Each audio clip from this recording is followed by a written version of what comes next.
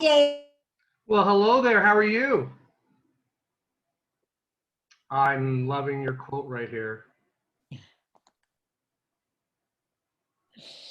Can I call you Mamarazzi or is Susana better? Either one, either one. Just not late for dinner, haha. Well, y'all ready to go? Yeah. Let's Awesome. see. Oh, how? Let's see. Uh, let's see. Okay, now. There we go. Okay. I thought I would do this for a while, if you don't mind. Whatever works for you. I'm easy. That's all. Of course. Yes.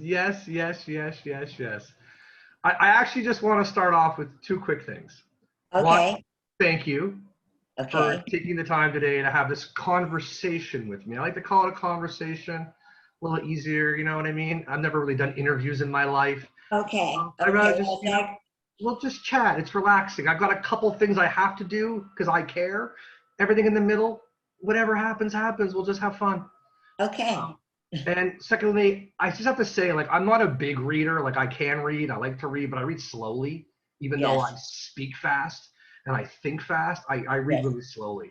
But I want to say, like, reading your book, and it was, one of the first books I've read in a while, or one specific like this, that, that's coffee table-ish with some dialogue to go along with it. I really felt your words. Like like I felt like I was invited into your home and I was sitting next to you and Dennis, and you were actually showing me the pictures yourself and you were telling me the story, and then all of a sudden, Dennis comes in and he gives it, the male way, very, succinct and to the point. And I was like, I feel like I'm sitting there, and it really warmed my heart in a certain way because I don't really get that kind of experience. I mean, I read adventure books and whatever, and I have my own Uh-huh. that way, but it was just really amazing. And, someone for myself who, especially another part of that too, and as a third layer for me was I've been practicing mindfulness and mindfulness meditation for about 5-6 years now. And, Uh-huh. the line that you put out there, focusing on the moment, led to living in the moment. Uh-huh. Again, the whole focus in the camera and the sort of puns, and I know you like the puns, Mamarazzi, and sort of things. So it was just really, it really warmed my heart a little bit. And I felt a connection very similar to when I spoke to Andy Logan the last time. I mean, Uh-huh. his whole reasoning for what he's doing. And there's just so many synergies here and so many connections. And I just wanted to start off by saying that first and foremost. And, again, thank you for your time. Well, thank you for wanting to talk to me, and thank you so much for deeply grokking what I was trying to do when I put out this book, which was to really share the warmth of the experience that I was fortunate enough to have, and to be able to walk around with a camera with pretty, Oh, yeah. and it's beautiful. I mean, again, I'm working with some local bands, and I gave myself that access by inserting myself because I have skills that they don't have, right? Like, you can't do social media and you can't live stream yourself when you're playing. So, it's just sort of, there's so many things there that just really mean something to me that way. And, having said that part, I mean, my usual first question with most of my guests, I mean, I've had two, and again, I don't do this often, but it's really about how'd you get on the bus? I mean, I believe your first show was 12/29/77 in Oakland. Is That's that right. correct? Yes. And I know you were good friends with Dick and Carol. So, like, how did this kind of all, or Lat Falaf for anybody who's not aware of Dick's Picks, for anybody who's not clear on the names there. I'm just curious, how did this journey begin for you? Like, what was your first introduction to the Dead, and what led you to your first show? And what was that first show experience like? Well, it really, If well, you okay, recall. I'll start with my confession, which is that in the late 60s, I was teaching social psychology at Polytechnic Institute of Brooklyn, and I was a pretty linear person. I had already experimented a little bit with psychedelics. Nonetheless, I was a pretty linear person. I had what I now understand was the great good fortune to see the Grateful Dead at the Fillmore Auditorium, and I didn't get it. Okay, I just Mm. didn't get it. Okay, passage of time. I go to South America. My friend, another a psych teacher and I read wanted to study shamanism, and we were both psychologists and felt that the psychiatry in America was very control obsessed, very top down, Mhm. and we wanted to study other approaches to opening the mind. Wonderful. And I wound up hooking up with a bunch of people from San Francisco who were all ripping deadheads. I had the CD of Working Man's Dead with me. And I'll admit that, see, now that was more linear, so I started to get it. And they had tapes of shows. And so there was a lot of dead music going around, and people with guitars playing in the band all the time. And my life was much more improvisational, and I began to grasp improvisation as a method of existence, so to speak. And so when I came back to America, the Grateful Dead was definitely on my mind when I came back to San Francisco, and things just fell in that way.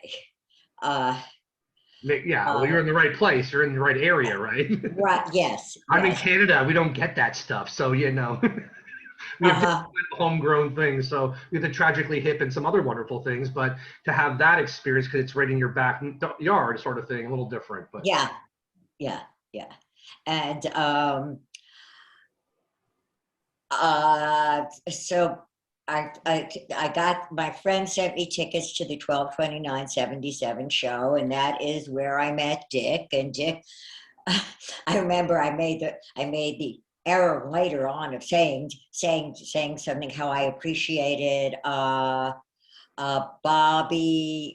doing Good Lovin', and Dick goes, "How can you say that when you haven't heard Pigpen? How can you even possibly say anything like that?" I mean, Dick was one of the dearest people in the world. He was pretty opinionated, though, and especially about the Grateful Dead. a lot of deadheads are, right? They have their own thing to their heart that they can't let go. Sometimes, like even seeing a tribute band can be problematic, and it stirs up a whole conversation about Mayer or J-Rad or whoever, because people are still searching for that thing that connected them initially. So that makes sense. It makes sense. Deadheads are people too. We have our own preferences. Yeah. Awesome. I think that's amazing, and that's really, really interesting. I mean, it warms my heart always to hear how people sort of started that journey. And obviously I'm going to touch on the book in just about a minute and get into that kind of stuff. But I have a question here from one of my audience listeners that kind of just works with this kind of thing, and she asks, she's very happy about this opportunity to ask you a question, and she said, was there another artist or band? And we know we know it wasn't Dennis, actually, and that. So actually, this question I've already kind of answered it in terms of, you told us what made you fall in love with it. It was kind of an evolutionary process. It started off with, you didn't get it at first, and then it was just you were so consumed with it, and I found that really awesome. And really so. And I mean, I understand that you didn't start off as necessarily a photographer. Right. You doing some travel photography and some things, and sort of the opportunity to take pictures of what we called your friends at the time or whatever. It sort of helped groom you or cultivate your wonderful experience that led you to being the photographer and taking some of these wonderful pictures that a lot of us know about. Can you tell me a little bit about what the experience was like after all those years, back in, I think it was 2015-16, when you put the book together, reliving some of those moments? What was that like? Well, there was a bittersweet quality to it, because so many of the family isn't with us anymore on this plane. True that. And but then on the other hand, they were just so many quick flashes of, oh my God, I remember this, and such is also going on, and wasn't that funny? And just a really, really strong impulse about that. I was just really fortunate to have been there, and that I just wanted you know, that I just really wanted to share this stuff because it brought me back so many good memories, and I hoped it would do that for other people.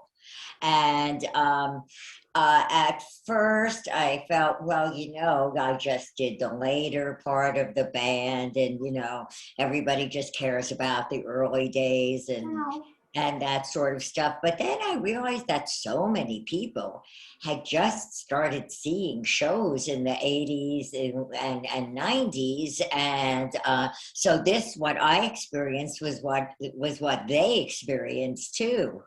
Absolutely. And it was meaningful and to be shared. Yeah. And it was daunting going through so many pictures and deciding what to talk about and what not to talk about. I mean, the stuff off stage that fascinated me, uh, particularly the Gyoto monks and the UN. I Yes. mean, that I knew were going to be in the book, and I I grew up on New York and the East Coast, Mm. and so Carnegie Hall in classical music, and Lincoln and Avery Fisher and Lincoln Hall, Lincoln Center were very big deals for me. And so, like in '84, when I heard that Garcia was and Kahn were going to be playing, you know, at Avery Fisher Hall, I just had to go there. And and I was Amazing. and I was friends with good friends with John and Linda Kahn, and there were no cell phones at that time. No, no. And, and you know, and I knew nothing. Okay, I knew absolutely nothing about having a photo pass. I mean, the Grateful Dead let everybody in with a camera, so that was cool. So I had my camera, and I was going to go take pictures of this show. But then it was, oh no, you can't do that. You need da. Yeah. And Linda tried to call Dennis, and Dennis at that time didn't know my name, but he'd get to know that a lot better later on for many years, wouldn't he? Apparently. Yeah. Yeah. Nudge, nudge. Yeah. So finally, Parrish made it possible for me to take pictures. Yeah. Great. That's great. And that's actually a great segue, you know, as we do with the Grateful Dead. I mean, this is actually from one of my guests again. He asked this question. I mean, you know, obviously, you know, it was a paid gig to some start eventually, right? It became some kind of a paid gig. It was, you were the photographer of the Grateful Dead to some degree, you know, for all degrees for that matter. But I mean, did you have any specific objectives when you were photographing the dead, or was it more just capturing moments in general? I mean, I get. Well, on stage it was capturing looks between the guys What the fuck, Bobby? and moment WTF Bobby, exactly. And uh as my I mean, concert photography is very difficult, and as I Yes. say, I knew nothing about this. I photographed travel pictures of people in, you know, kind of light, bright light Yeah, in light, situations. exactly. It's all. Yeah, or with a flash. Now, Fair enough. I once, and one time only, used a flash to for a Jerry show at the Keystone in San Francisco, and my friend Nora, who was a personal assistant of Jerry's for a while and dear friend of his, she said, Susanna, how could you have done that? And I said, what? You know, and of course, I later realized what a nightmare thing that is to be on a stage and have somebody do a flash, you know. So there was a lot of learning about getting proper exposure and like that.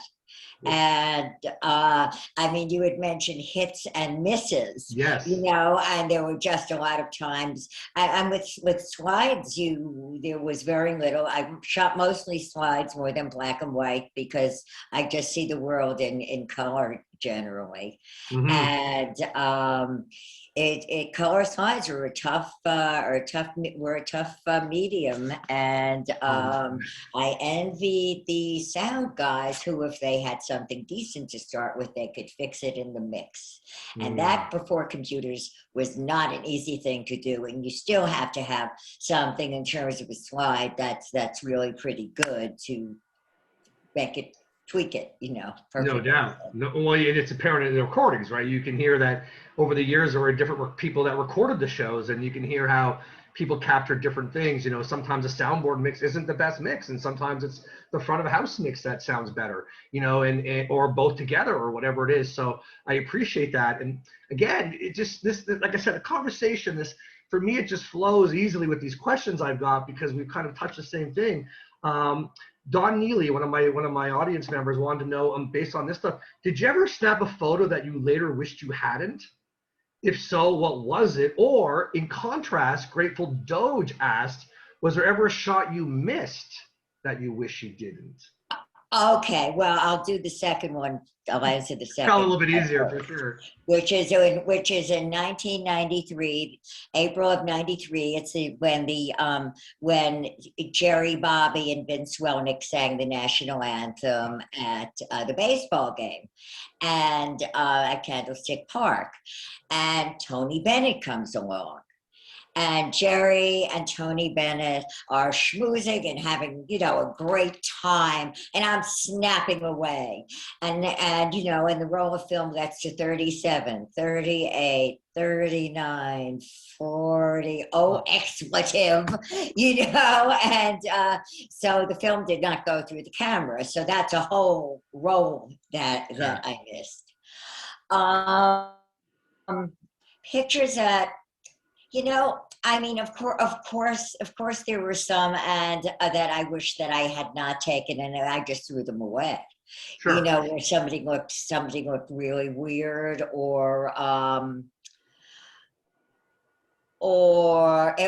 wasn't that I just wanted pretty pictures of everybody. It was like Healy, for instance, Dan Healy, the sound guy. Yep. I mean, he could just be crazy intense, and just look like a maniac, and I liked getting pictures like that, because that was really his inner being. Yep. So that was something that I looked for too, and it was Well, that makes sense because again, back to the point about focusing on the moment and your love of at least the Buddhism and that sort of thing. I don't know if it was that early, but that kind of resonates in that way because getting the moment of Dan's face or even the WTF Bobby moments. Again, this is something I was going to touch on later, but it's just a perfect segue for it. As fans, sometimes especially in the later years. My first show was '89. And I'm just a youngin' and I'm far away from the stage. And sure, there were screens at Rich Stadium, but was I really paying attention to them or was I really able to pay attention to them? Depending upon what, drugs you're on or whatnot.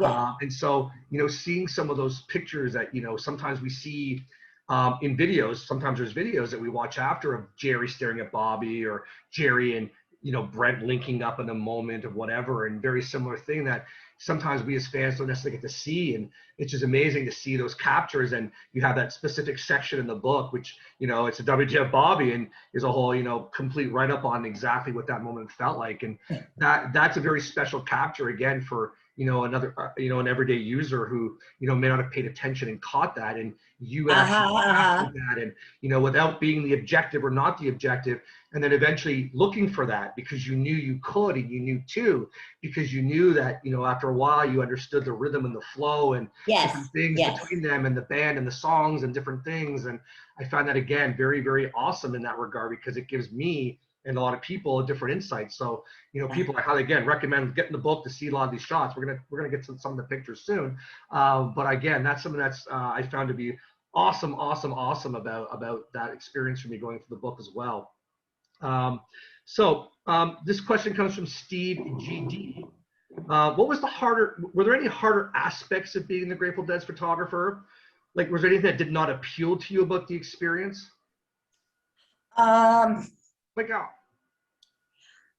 Well, it was Grateful Dead photographer and the publicist's wife. Gotcha. Gotcha. Okay, so you can improve, Yes. improvise from there. But then Perfect. again, but I mean, I would never want to take a picture of anybody having like an embarrassing moment. Sure. I mean, it's just not right behavior, kind of. No, And agreed.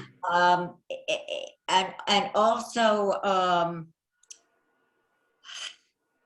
I mean, as okay, I have this Rosie McGee is a very dear friend, Yeah. and we have had conversations about being women photographers and how we really hated being referred to as women photographers rather than Just photographers who happen photographers. to be women. But yet we are going to notice different things. And we are going to notice more the interactive, the personal, things that we can find going on. So in that sense, I mean, our books are different from the guys' books. It's not a matter of Mm, better or worse photos. It's for just sure. photos from a different point of view, kind of. Absolutely. And that's a great, I like that you brought that up because I had a question I was saving for later. And it was actually came from one of my viewers. Her name's Karen Justice. We call her KJ. We love her. She's a lawyer actually from Ohio. And she's been a part of my channel since the beginning. And you know what? She asked this wonderful question. And when I read it, I was like, I love this question, like one of the most for me, because it really, in terms of where we are in society today in the world. And basically her question was, she'd love to hear you talk about exactly that. What was it Uh-huh. like? I mean, I know that you obviously Candace Bergen was one of your heroes. I'm going to ask about that in a few minutes. She would love to hear about what it was like being a woman in a well-known guys club, and how you navigated that. Because I'm sure, let's call it what it is. I mean, I read that comment you put about, you weren't the quote unquote, groupie kind of girl, Right. but these are rock stars, right? At the end of the day, they're rock stars, and there's a little bit of a different, expectation or thinking that happens. But at the end of the day, you are a human being, and at the end of the day, you are a woman. And 70s and 80s, I mean, sure, there was progression, and we were obviously moving in a better direction than we had been in the past. But again, could you talk about a little bit what that experience was like? Yourself and the other women in that group and the sort of quote unquote guys club, and what that was like, Okay, well, as much as you feel like. I kind of tiptoed around the crew as much as humanly possible. I shot when I shot there for Lente Amico, the video that they did in '85, and a crew member who will remain nameless took one of my camera bodies, and kind of spacey, misplaced things, and I'm going around looking for it, and I was really nuts. And of course when when he put it back where it hadn't been before, he thought it was really funny. I was not so totally amused. um, People, I mean, I feel I was generally treated with respect, and I'm also fairly unobtrusive, and was like sensitive if somebody was like in a really bad mood or something like that, or something unpleasant had gone down. I mean, I would just avoid taking pictures then, because it wasn't a happy thing for anybody to be remembering. Mm. And I had a strange, peculiar place as a woman, because I mean, there was, as we say, my hero Candace, who worked for the band and was a friend, and one of my great honors was shooting one of her sound setups for her. Mm. Uh, there were the women who worked in the office who were just great, and I was pretty good friends with all of them. Some better than others.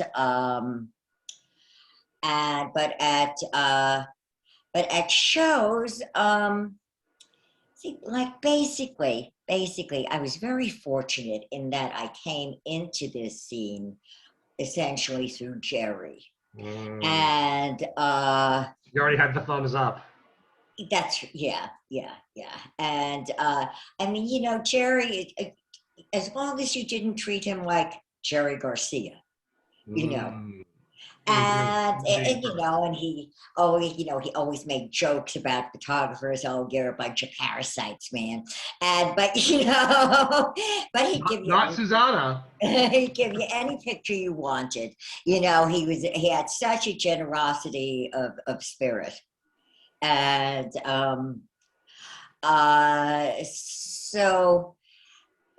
so I came in there with an overall good feeling about that these guys are maybe, you know, a bunch of really sexist jerks on a certain level, but on the other hand, they're pretty darn cool, aren't they? Sure. Yeah. Yeah. There's always, I mean, there's two sides of most people in general, right? And of course, you can't fame rock star, musician, people draping Yeah. themselves on you, you know, hippie movement, you know, there's all those kind of things that play into obviously that experience to some degree. And, you know, amazing that, you know, that again, you having that exposure and as Mickey wrote in the forward, you know, all access because of who you were and all those different things. It gives a different perspective again. You know, I mean, looking at a lot of those pictures in the book, which we'll get to in a few minutes, there's just such a different, you know, vibe. It's not, it's like I said, it's a family album in a lot of ways, more so. Uh-huh. Well, Sherilyn inspired me. Okay. Yeah. Definitely. And I miss Sherilyn. She was just such an amazing human being and woman around that scene. And I okay, I mean, I could go on about her You for a can. long time, This is your interview. but I mean, again, I it's all kind of about think you that because we want to get to know you. So that's part of you. okay, yeah. But I mean, I feel that this was kind of family album part two. Mm, And during my time, it transitioned. I mean, it wasn't that hippie family anymore, but there was family, but it was also an organization. yes. And that came into, you know, into play, and maybe those things, or maybe a little more than maybe, those things conflicted with each other at times, you know. And uh so it was definitely a different era that I was photographing and writing about. And so my close events are stuff that they did off stage in public rather than, you know, necessarily socially at someone's home. Mm, Although things at people's home, like Bobby's wedding, were just wonderful, including Bobby's toast, which was in the book and which was just yeah, hysterical. And, yeah, absolutely. Well, that's yeah. great. I mean, those are all wonderful things. Again, looking at more a bit of a focus on some of that, you know, especially what you talked about, you know, Jerry being so personable and whatnot. Were there any, from Antonio Ferrari, he wanted to know, were there any band members who weren't happy about having their picture taken?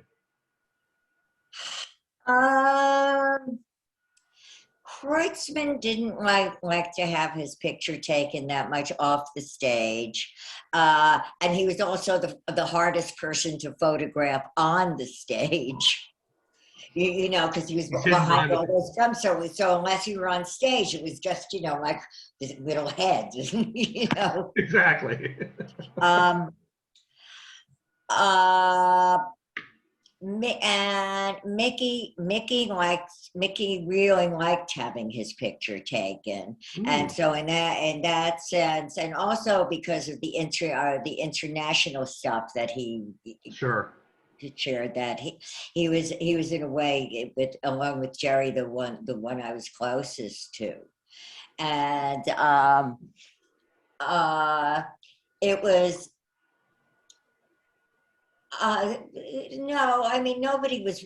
I never had. I very rarely had an experience of somebody absolutely not wanting to have their picture taken.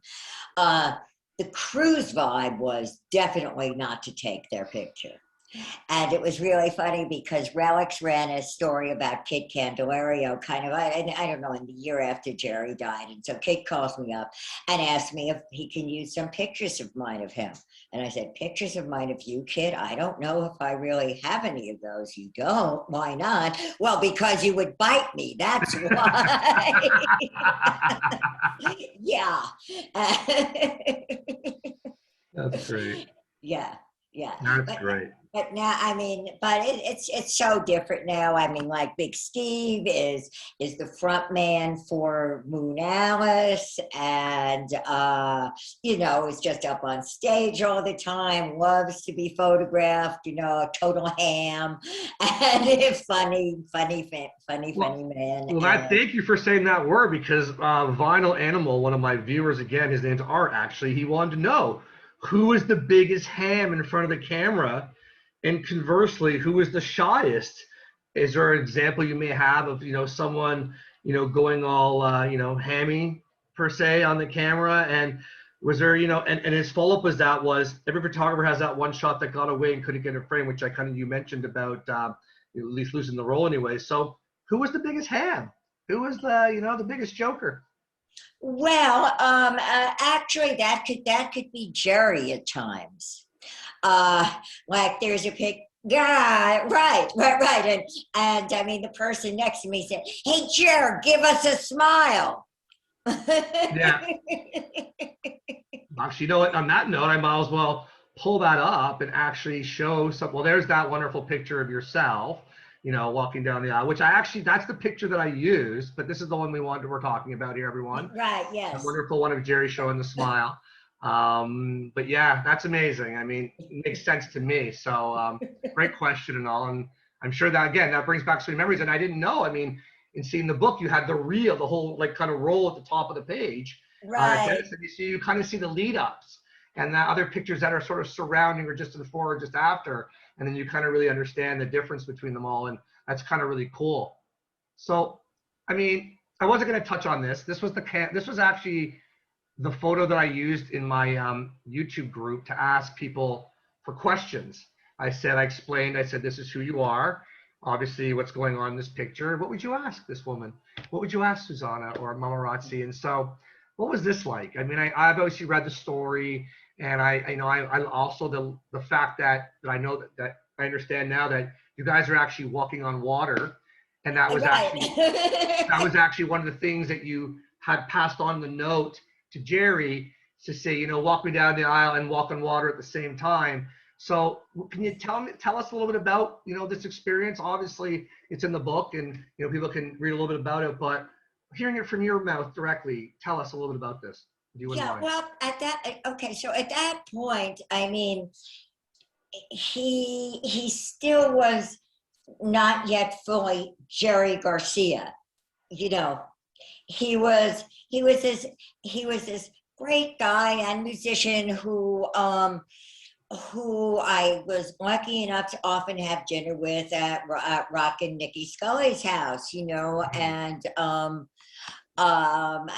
have wonderful, conversations with about movies and stuff. And my dad died when I was young. My surrogate dad was out of the country. It was Jerry who had said, "Hey man, you and McNally ought to get together."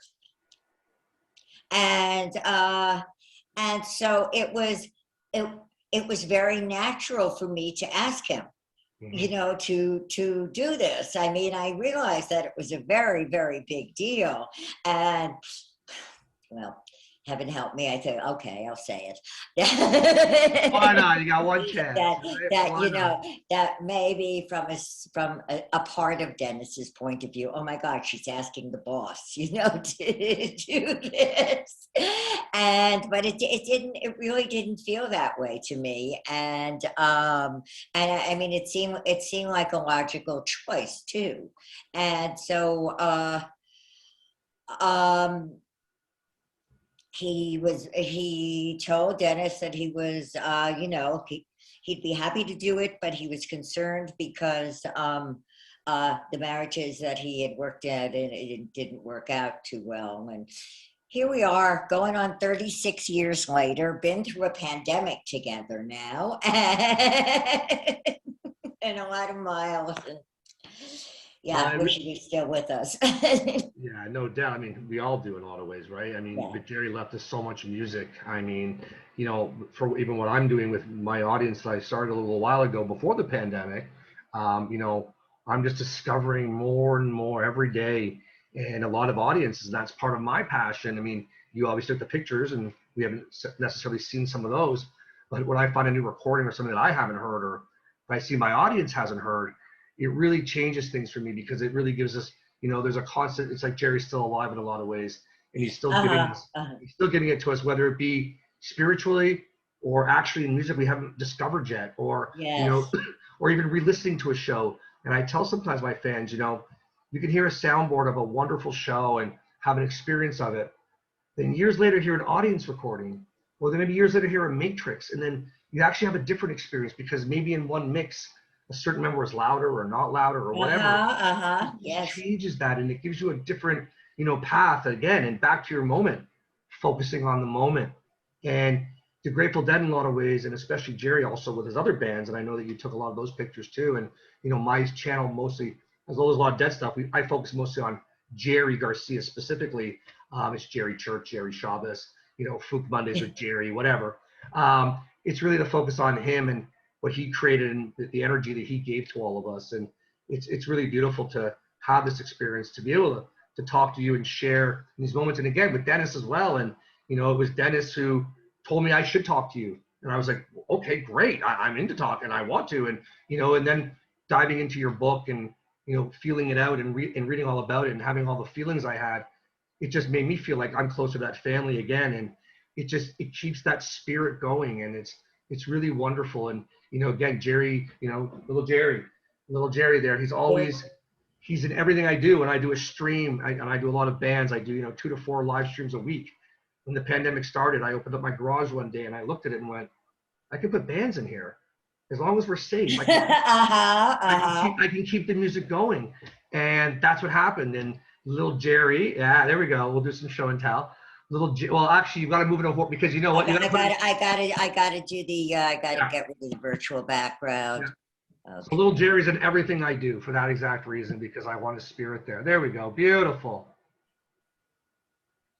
There we go. And is that from one of the baseball games you were talking about? Yes.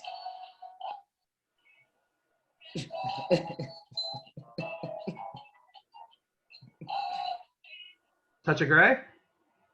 Yeah. It sounded like Touch of Grey. It sounded like Touch of Grey. I couldn't hear. Sounds like Touch of Grey. Yeah. Sounded like that.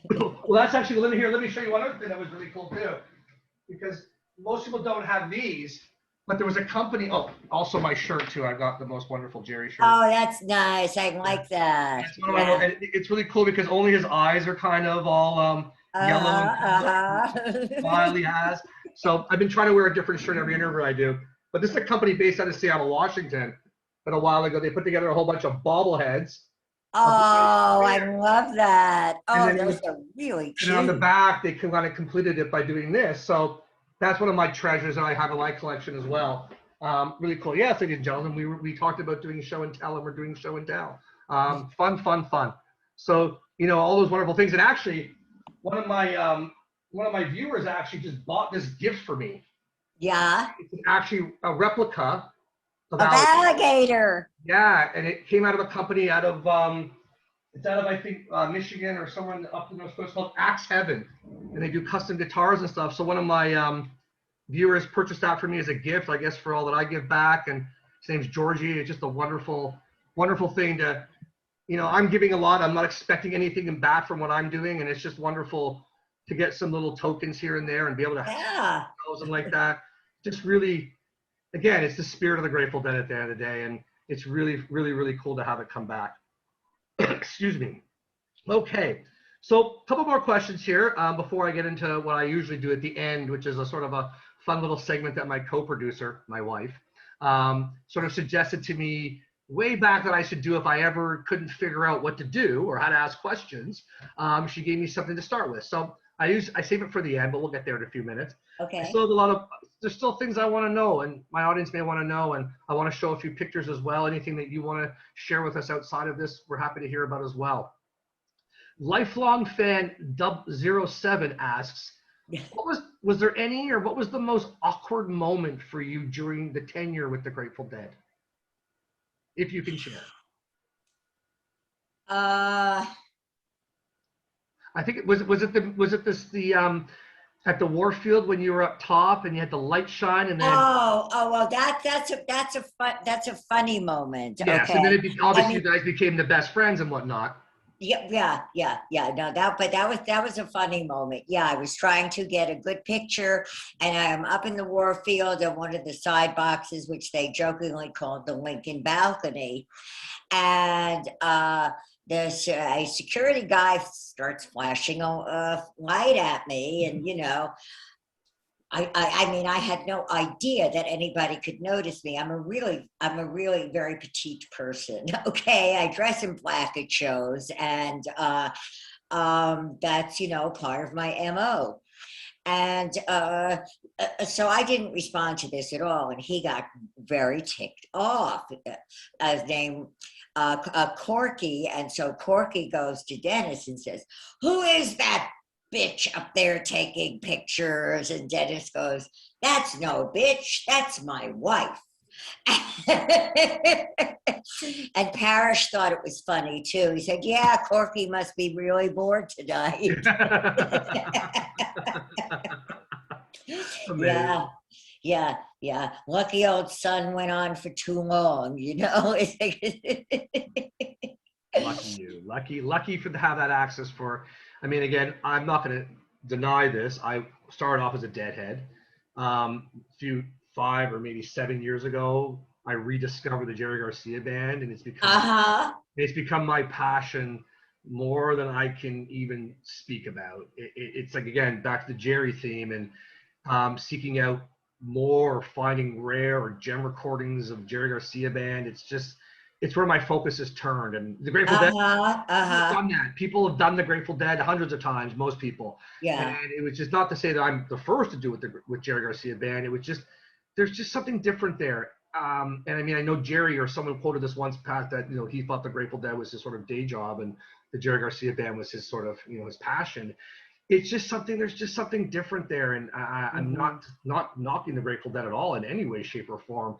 That really drove me, and there's a different kind of passion and sort of moment in time, and and again, Dennis. When speaking with Dennis, he didn't have much insight about the Jerry Garcia band because he was more Grateful Dead focused, and then.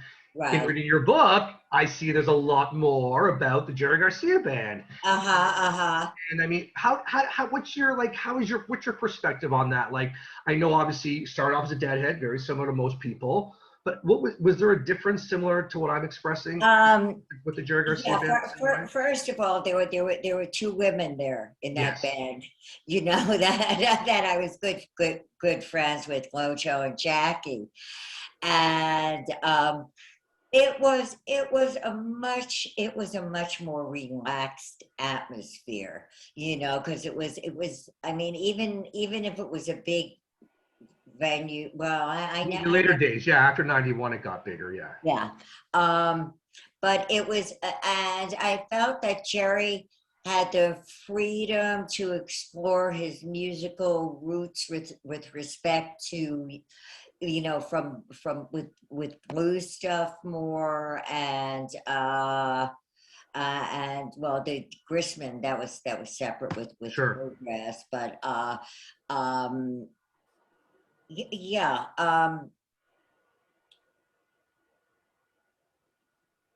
let's see, so more relaxed. I mean, I know he was happier with the electric than the acoustic, because he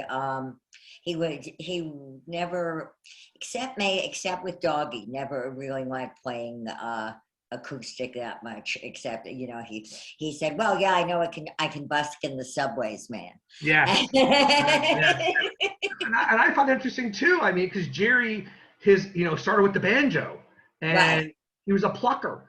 And, I mean, obviously, but, the effects and the different things you could do with electric guitar, or, I mean, again, the tonal difference and how Jerry could take the tone, I guess, of electric guitar to totally different levels of Uh-huh, imagination uh-huh, where, not to say that it's different. I'm not a music person, so I may not know what I'm talking about. I'm only talking about how I feel from it. uh-huh, The uh-huh. acoustic doesn't have that same kind of dynamic range in that regard. Right, And I think right. that Jerry was always, it seems, I mean, especially, seeing, What a Long Strange Trip eventually, that 4 hour, movie eventually, really, it was just Jerry being Jerry playing Jerry. And, a lot of the set lists, I mean, at least with Jerry Garcia band, if you kind of look back and you can try to track, you can kind of see where he was in his journey and how he felt at times, because some of those set lists reflected him in that moment, and where it Mhm. might have been in terms of his addiction or his passion for music. You can kind of sometimes feel and see that difference. And I don't know always if you felt the same way in the Grateful Dead. I didn't. That it was the same thing. I felt the Grateful Dead was obviously, like you mentioned earlier, a big production. There was another company there. There was a corporate vibe.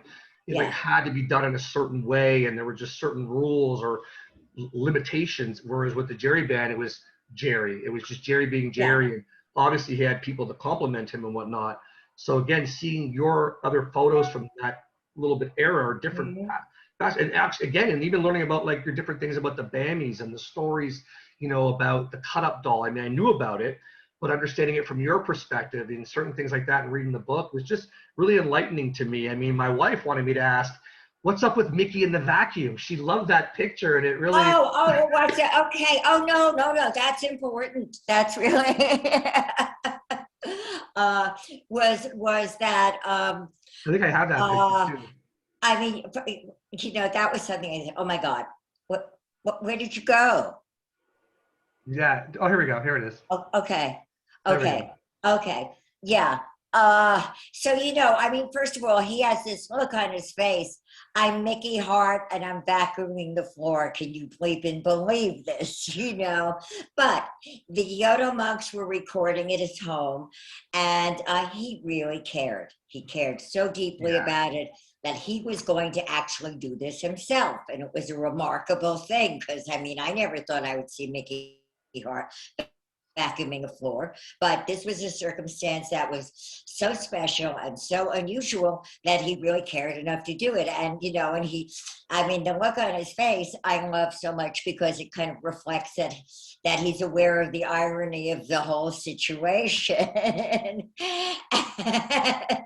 It, um, yeah, no, the monks was. Well, I mean, that was just one of the best things about the Great Fit. And this is one of my favorite pictures I ever took with him doing the headphones. yeah. Um, and Well, he has the same smile, actually. You can see his love. You can see his passion. I mean, these smiles, uh-huh, uh-huh, uh-huh, right? absolutely. And even the monk has the smile. And again, to capture that, it really is special. I mean, people probably know about obviously these arrangements and these things that Mickey did, but these pictures just they speak 1,000 words. And if you don't know and having the opportunity to ask you about them again, it's quite amazing. And then again, the ending result. And I did read that Mickey cared that much about this because it was sort of like his baby and something that he really wanted to help and assist and be a part of. I actually Uh-huh. thought initially it was because he's a rhythm devil. He liked the sound of the rhythm, the vacuum. So that's kind of what I thought. And then Well, obviously I maybe there's that. Maybe he's a secret vacuum cleaner head. read. I'll have to ask Rose. Well, that's it. All of our wives want us to be secret vacuum cleaners, right? And amongst other things too, correct? Yeah, yeah. But I will tell you something else too, David, that the for the second edition of the book, the Chinese refused to print it Yes, I with saw the that. pictures of the monks in it, and I was not taking those pictures out because I mean they meant a lot to me, and I do not go well for censorship. And this is all post stuff at okay. See that this is this head here. Awesome. Yeah, of the Jerry doll that we saw. That's what Mickey and Kill are looking at. Beautiful.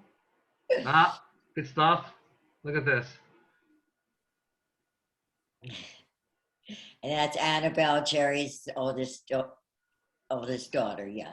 What an experience. I mean, again, for yourself. I mean, in a lot of ways, it's the convergence, right, of the other world, right? The Yeah. non, the Grateful Dead, we don't think always so corporate, at least in the earlier days. And here's the alignment of, now we're in baseball and, Yeah. the Yeah. stadium, and then how, there's a Grateful Dead day. Oh, look at this. This is great. I mean, this is amazing. Just people never get to see these kind of shots because who was there? You were there. Susana was there. And, quite Oh, amazing. this I love. I mean, look at them grinning. They never thought they'd be signing baseballs, but they were having so much fun doing it. And Dennis was really happy that they were doing it, doing something in the building because he was terrified that they would leave the building before the end.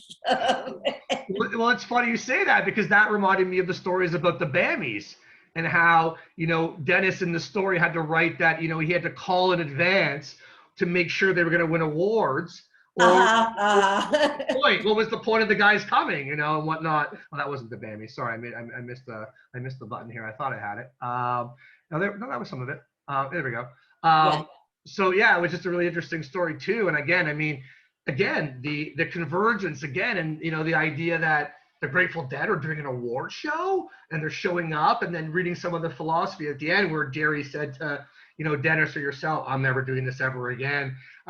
It's just again a little bit of insight because you know what, at the end of the day, they may never done it again, but they were there and they still did it. And I think that sometimes speaks volumes regardless. I mean, I know the band was never really political, obviously, until the UN and the way that Jerry eventually phrased that it was a global issue, so therefore it could kind of be a little bit less political per se. All those wonderful things. It's just a great to hear and see all the different things that you shot and read that. And again, like I said, I felt like I was on the couch beside you and Dennis going through all this. And can you, again, I remember this story, but can you give the audience a little bit of insight about the picture? I remember they all decided to turn their heads at the one moment, and you were also speaking Yes. about how Yes. even though Brent Yes. had been there for a few years, he was still off to the side. Yeah. So this is their 20th anniversary press conference at backstage at the Greek Theater in Berkeley, and I'm at a 45-degree angle to the band, and there's this reporter guy next to me who raises his hand and says, "I understand you guys all take drugs, especially when you play. Are you on drugs now?" That's the first time he asked the question. They just look straight ahead, no response. He says it a little louder. "Are you on drugs now?" Garcia goes, "Man, I see his lips moving, but I don't hear anything." So he shrieks the question again, the third time, really, really loud. And they all turn their head like they were controlled on a single string. And they look at me, and I had the presence of mind to snap the shutter at that moment. Beautiful. That's probably the moment that I am most glad I snapped the shutter of all of the years. Oh, And as you mentioned, you just answered a follow-up question. There we go. So right. one of those moments where exactly nothing was missed. And Yeah. And as you mentioned about Brent, he's off. There's that separation. Just a little bit. And that's just how they're sitting. And it's so psychologically how it was. I mean, although Jerry loved him and loved playing with him, and there are many pictures of looks between Jerry and Brent. I mean, not in my book, but in so many of the good fine photography books of the Brent era with Jay and Bob and so forth. And Happy Jerry was always good. See that the picture on the left, the gray T-shirt, was 126.93, and it was the Encore Gloria, and that I was, because I had special access, so I was able to get back in the photo pit for the Encore, which photographers usually weren't, and he was just so happy, and I love photographing Happy Jerry. And here, the other picture was for the one series he did without glasses. He's wearing contact lenses, But only for that set of shows for that year, which I think was 89 to 90. Well, I'm not that good on the dates. There's somebody else. what's interesting about that, there's one other thing in that picture that's even more noticeable because it's 89, 90. Also, that he's not wearing glasses is which guitar he's playing. Yeah, He's playing Wolf. yeah, Wolf was retired long ago, and I believe that was yeah, the show yeah. where he pulled it out because there was malfunctions at the time. And so it's interesting again that again there's two things in that picture that are really rare. The no glasses, Uh-huh, uh-huh. the timing of that guitar being out are actually very rare. And this is actually my wife Dana. It's her favorite picture. She has it up on her computer, and when she was sitting with me going through everything and sort of looking at different things, she goes, "Did you send that pic with Jerry Smile?" I go, "It's there," because she saw it in the book, and she's just really. Uh-huh, uh-huh. Tell her it might be a surprise. I may buy a really, really wonderful print off the website for her of this print because she loves it so much. So, again, just a wonderful thing that comes out of this, and another beautiful picture again of these two wonderful souls.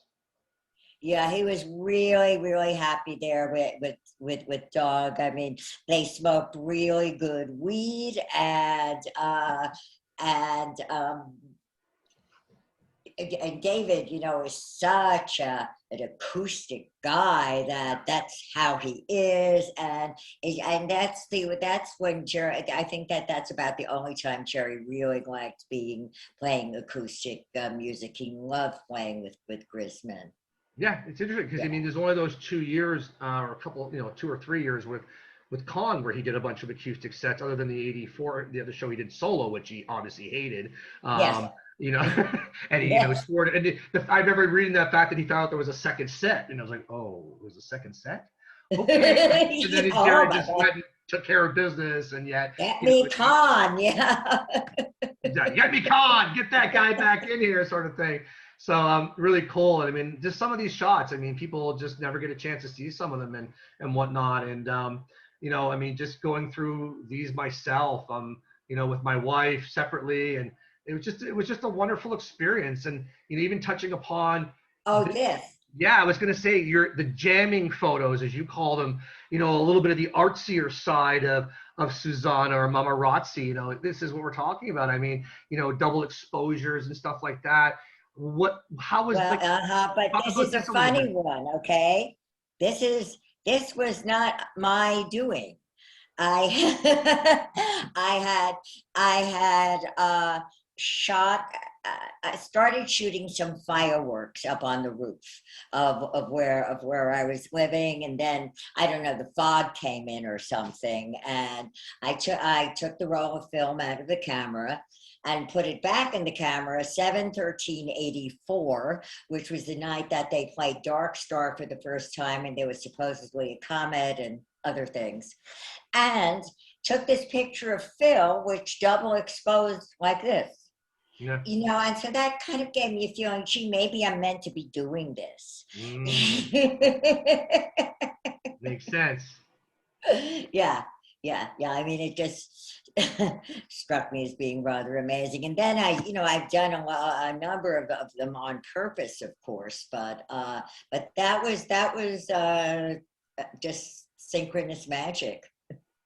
And that's the point, is that we're talking about the Grateful Dead, which is synchronous magic half the time, right? So it's like your style came from that. And just that was a kind of a follow question from David Muggleby. Just quickly, just touching on this. I know we don't have a lot more time. I mean, I know you're busy. I've got about two more big questions and then my little, kind of quick thing. Okay. David Muggleby wanted to know, like, he read that, Candace Brightman, obviously we talked about her being your hero. Did you ever have any favorite looks of hers? And did you ever collaborate with her in anticipation of a shot ever? Or was it sort of like she did her thing and then you just kind of captured it? And David says, thank you for all the wonderful photos over the years. His closeout to that question. Well, my my pleasure and honor. No, no, I just documented with respect to Candace's work, but in the book, this picture is in a spread with with a set light design that she was trying out that I had gotten to photograph for her, maybe the year before. So it was nice to have those two things, that here she's trying it and here she's using it. But one thing, in October of 1978, after they came back from Egypt, um, her slideshow synchronously played with sometimes they ride on their horses, sometimes they walk alone, when they're riding on their horses in Egypt. And that, I knew then that was some real synchronous magic that, again, thought, oh, I have to keep going to these shows and so forth. You mentioned that you missed being on the plane by a frog's hair. By a frog's hair, yeah. What a memory I have. I read that like 2 weeks ago, and I remember that exactly. And then, Candace, she brought home the reel and showed it all too, and you actually kind of felt like you were there. It's just really amazing. And I mean, again, shots like this, people never get to see inside the vault, and just sort of things like that. And John and Robert here, just some pretty amazing things. And of course, this picture again, and that one, and this one, and just so many. Can we go back to the one with Tom Waits and Ken Nordine? Ken he's not with us anymore, but he hung around till 98 and was still making art, total inspiration. And are you familiar with Ken, David? I am now. I've gone and done the research. I'm going to go find those recordings and put them up for my audience, because I don't know if my audience knows about them. And this is an amazing opportunity for you to share this part. This is amazing. Yeah. Well, Ken is, even though you may not know his word jazz type work, you've heard his voice, because he's one of these voice of God voices that did all kinds of commercials, which let him pursue his art. And they needed somebody to host New Year's, because Kesey kind of let loose too many F-bombs on national radio. That wasn't so good. And Healy somehow knew Ken Nordine, and Jerry had not met him, but he knew his work and he loved him. Ken is like a word jazz poet and an original beat person, and a brilliant man and wonderful. And oddly enough, I had known him through a whole previous set of my social connections in the 70s, not involving the Grateful Dead at all. So it was marvelous to see him turn up here again. And he and Tom Waits did some work together, and then Jerry recorded. Jerry was just really happy to be working with him, and they recorded this album, The Devout Catalyst. Yep. Yeah. And that's what I'm looking into, and I'm just so excited. And again, I mean, I had a vague idea, and then your book, and I highly recommend that to all the listeners, viewers that are going to be watching this.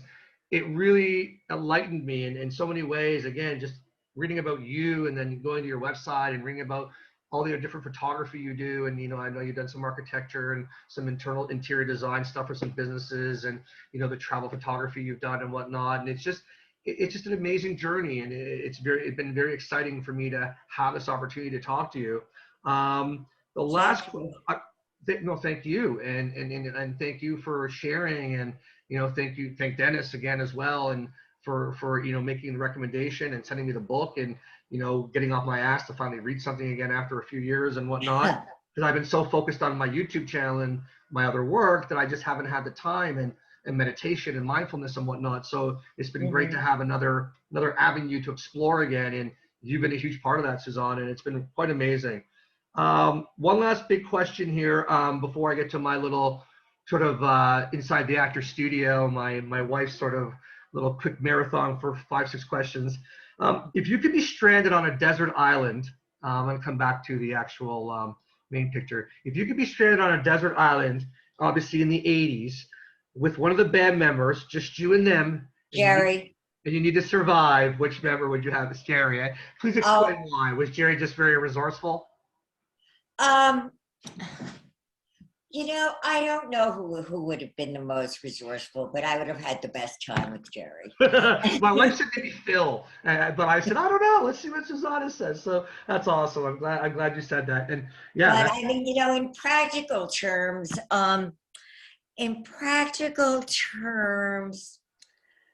for who's going to save survival, your life if you had to live? maybe Bobby. Maybe. Ah, okay.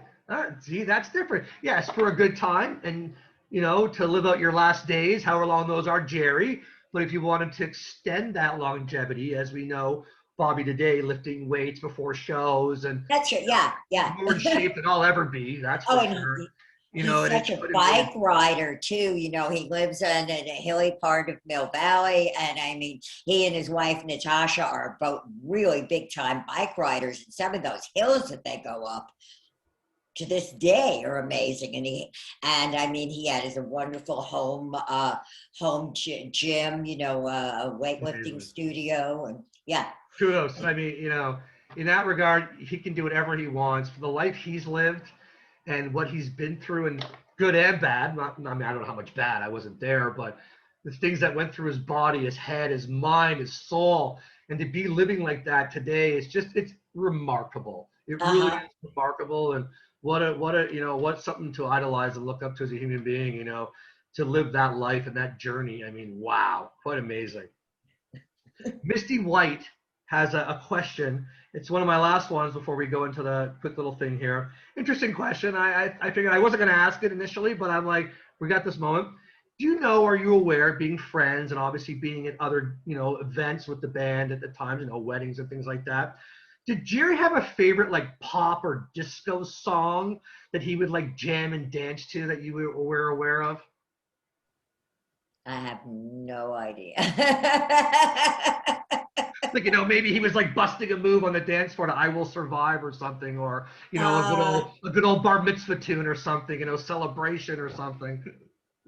I have absolutely, I have an, I have no idea.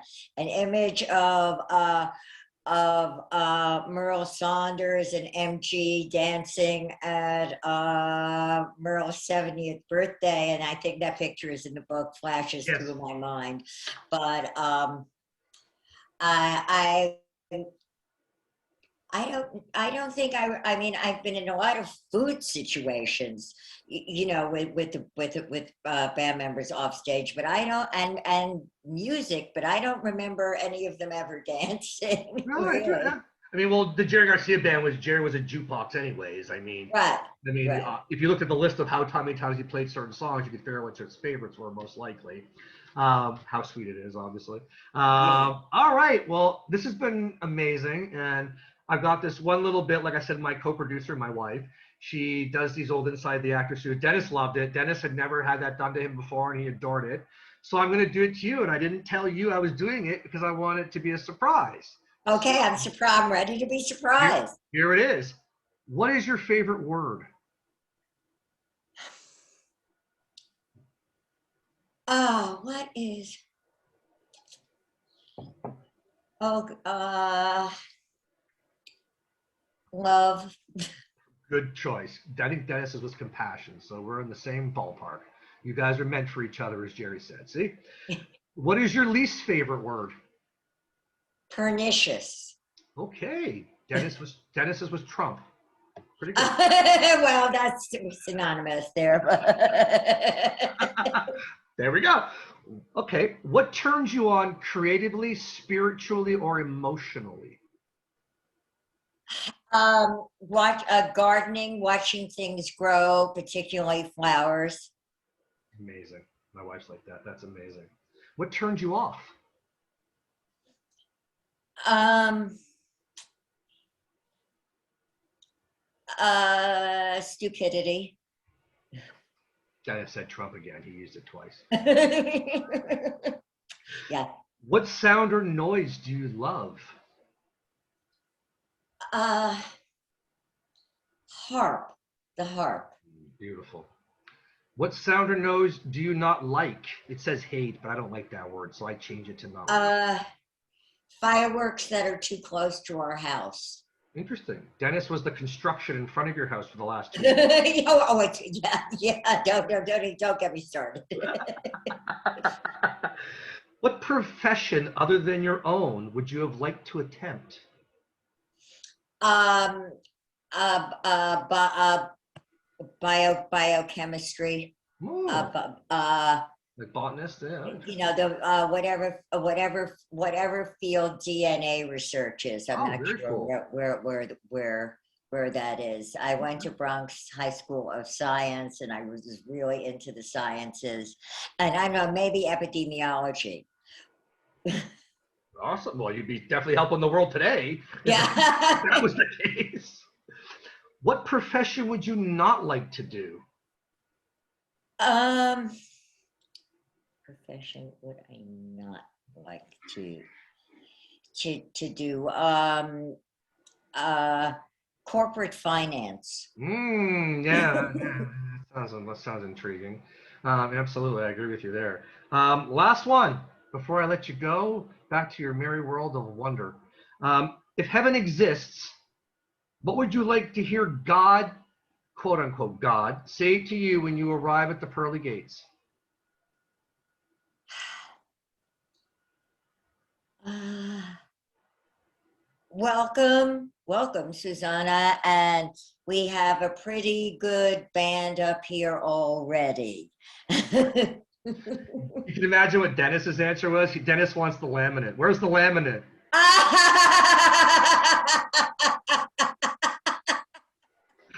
Makes sense, right? It's all about the access. Are there laminates in heaven? That's a good question. Absolutely.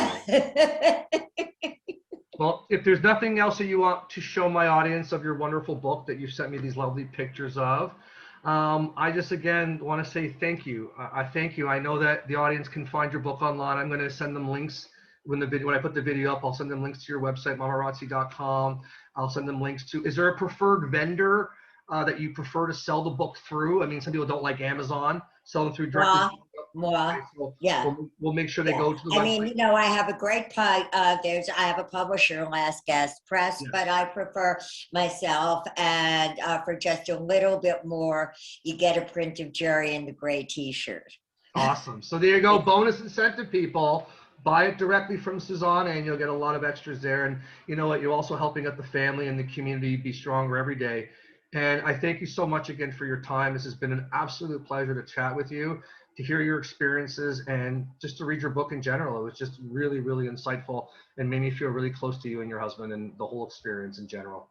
Well, thank you. It's been wonderful talking with you. We're a kindred spirit, and hopefully our paths will cross in real time at some time Well, soon. Dennis did say I was going to be his guest next year at Skull and Roses. So if Oh, we, great! you Oh, know what? that is So fun, Skull and that Roses. is the goal. My goal is to come out that week and do whatever I can and be involved. Maybe meet up with Andy Logan as well and whoever else. Uh-huh, uh-huh. Just have fun and meet everyone and do whatever. So I look forward to that if it happens. And I thank you again for your time and I wish you all the best and thank you. Thank you. All the best, Susanna. Take care. All the best. Okay. Bye bye. Bye-bye. Okay, I'm gonna hang up.